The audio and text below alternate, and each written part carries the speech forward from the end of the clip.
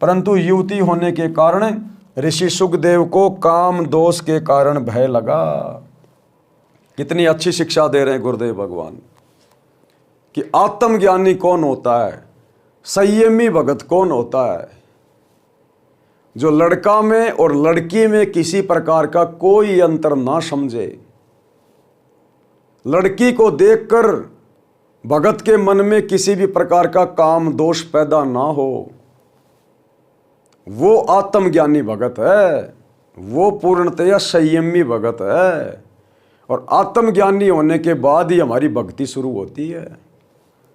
गुरुदेव कह रहे कि सुखदेव को आत्मज्ञान भी नहीं था, अन्यथा वो पलंग छोड़कर खड़ा नहीं होता। अगर वो लड़की पलंग पर बैठ भी गई तो सुखदेव उससे पूछता कि बहन क्यों आई हो, क्या काम है, कुछ काम है तो बताइए। अन्यथा उससे परमात्मा की चर्चा करने लग जाता कि बहन बहुत अच्छा किया परमात्मा ने जो आपको भेज दिया, मुझे भी नींद नहीं आ रही थी, चलो बहन मैं आपको सृष्टि रचना सुनाता हूँ, परमात्मा की थोड़ी चर्चा करता हूँ, जब नींद आ जाएगी तो मैं सो जाऊँगा, आप भी जाकर अपना विश्राम करना।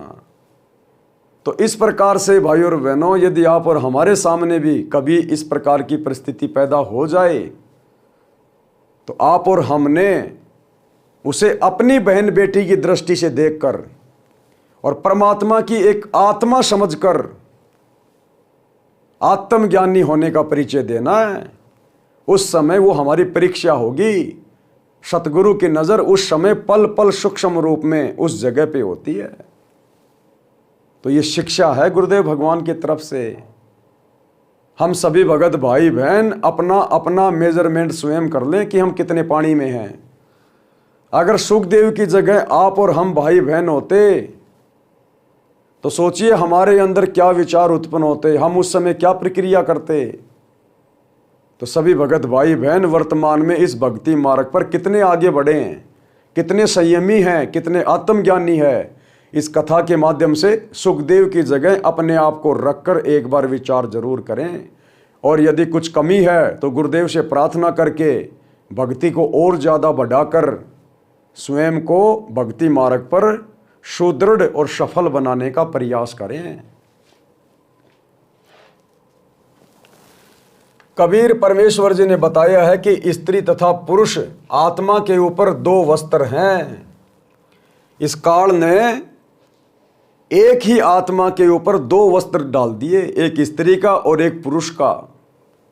जबकि आत्मा ना स्त्री है ना पुरुष है, आत्मा तो पुल्लिंग है, पुल्लिंग।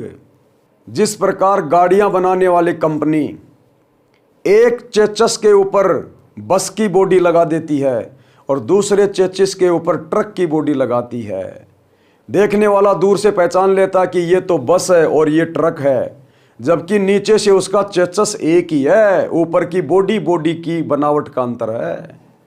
तो ठीक इसी प्रकार इस हाड़ मांस के कंकाल के ऊपर इस काल ने आप और हमें यहीं फंसा कर रखने के लिए विषय वासनाओं में एक ही कंकाल के ऊपर दो वस्त्र डाल दिए, एक स्त्री का और एक पुरुष का।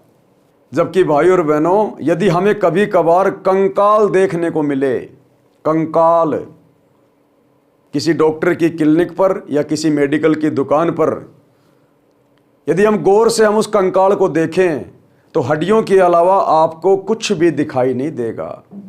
ना आपको स्त्री के स्तन दिखाई देंगे, ना आपको स्त्री या पुरुष की प्रजनन इंद्री दिखाई देगी, ना आपको कोई सुंदरता दिखाई देगी, ना कोई चेहरे अलग अलग दिखाई देंगे। केवल वो कंकाल दिखाई देगा, कंकाल। और उसी कंकाल के ऊपर हाड़ मांस से इस काल ने स्त्री और पुरुष बना दिए, और उसी चीज में हम भाई बहन भ्रमित हो रहे हैं, भ्रमित। और गुरुदेव ने बताया कि बिष्टा जिनकी देह में वो मगन फिरे दिन रात, और गरीब दास केशव कहे जिन सर जम की घात। इस शरीर में भरा क्या है? अगर इस खाल को हटा के देखा जाए तो इसके अंदर कुबाड़ भरा, कुबाड़, मोटी मोटी थैलियां, कोई टट्टी की, कोई पेशाब की, कोई थूक की, कोई लार की। कभी कभार देखा हो कोई कसाई बकरे काटता है और उसकी खाल उतार देता है, उसके बाद उसके अंदर से मोटी मोटी थैलियां निकलती हैं, मांस वगैरह होता है। यदि कोई रोड पे जानवर मरा पड़ा हो, कोई कुत्ता मरा पड़ा हो, तो हम देखते हैं कई बार इस शरीर के अंदर ये गंदगी भर रखी है, काल ने पूरी गंदगी, और ऊपर से ये चर्बी लगा के उसको सीला हुआ है। किसी की गोरी चमड़ी, किसी की काली चमड़ी, और अंदर कबाड़ भरा है गंदगी, बदबू, टट्टी, पेशाब, लार, थूर, मांस। और इसी को देख के हम भाई बहन आकर्षित हो जाते हैं कि वाह कितना सुंदर है, कितनी सुंदर है। अगर एक नज़र आध्यात्मिक दृष्टि से, तत्व ज्ञान की दृष्टि से, यदि जरा सा हम उस खाल को उतार कर देखें, और ये चर्बी भी गुरुदेव ने बताया केवल इतनी है जितना प्याज के अंदर छिलके के ऊपर जो झिल्ली होती है, झिल्ली मकड़ी के जाड़े जैसी पतली सी, बस ये चर्बी इतनी है। अगर इसको जरा सा कोई खरोच के देखे तो तुरंत खून निकल आता है। तो इस काल ने इस प्रकार हमारे को भ्रमित किया हुआ है। एक ही चेचस के ऊपर, एक ही कंकाल के ऊपर, एक ही आत्मा के ऊपर इसने दो आवरण ढक दिए, एक स्त्री का और एक पुरुष का। तो गुरुदेव के ज्ञान को आधार बनाकर हमने इन चीज़ों पर विशेष तौर पर विचार करना होगा, अन्यथा ये काल हमारे को भ्रमित किए बिना रहेगा नहीं।